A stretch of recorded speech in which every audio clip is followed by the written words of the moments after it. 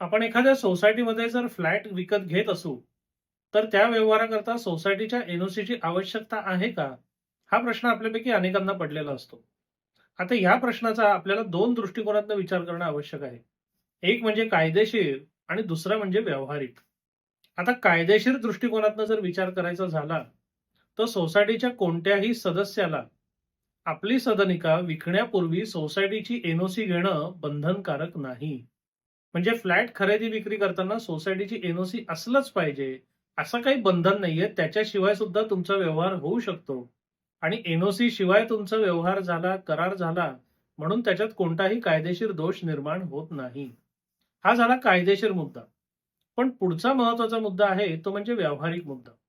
कारण एकदा तुम्ही फ्लॅट खरेदी केला, की त्याच्यानंतर त्या सोसायटीमध्ये विकणाऱ्या माणसाच्या जागी तुम्हाला सदस्यत्व मिळणं गरजेचं असतं.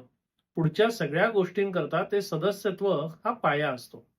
मग अशा वेळेला समजा जुन्या सदस्यांनी त्या सोसायटीमध्ये जर काही थकबाकी ठेवलेली असेल, तर बरेचदा त्या थकबाकीवरनं वाद निर्माण होतात. सोसायटी म्हणते की ती थकबाकी तुम्ही भरा, मग आम्ही तुम्हाला सदस्यत्व देऊ आणि मग याच्यावरनं चिकार वादविवाद होतात.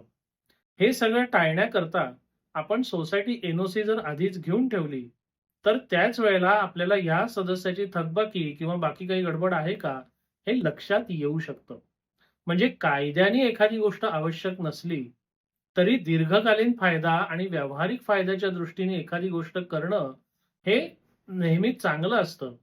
म्हणून कायद्याने जरी आवश्यकता नसली, कायद्याने बंधनकारक नसलं, तरी फ्लॅट खरेदी विक्री करण्यापूर्वी सोसायटी एनओसी घेणं कधीही श्रेयस्कर असतं.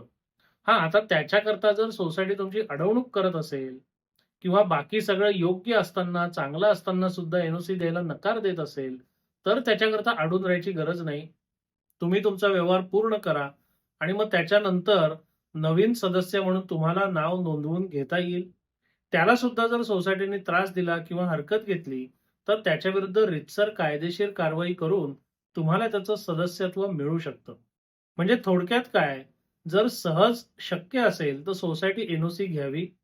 पण सोसायटी एनओसी करता अडवणूक करण्यात येत असेल, तर त्या सोसायटी एनओसी करता आपण थांबून राहण्याची काहीही आवश्यकता अजिबात नाही.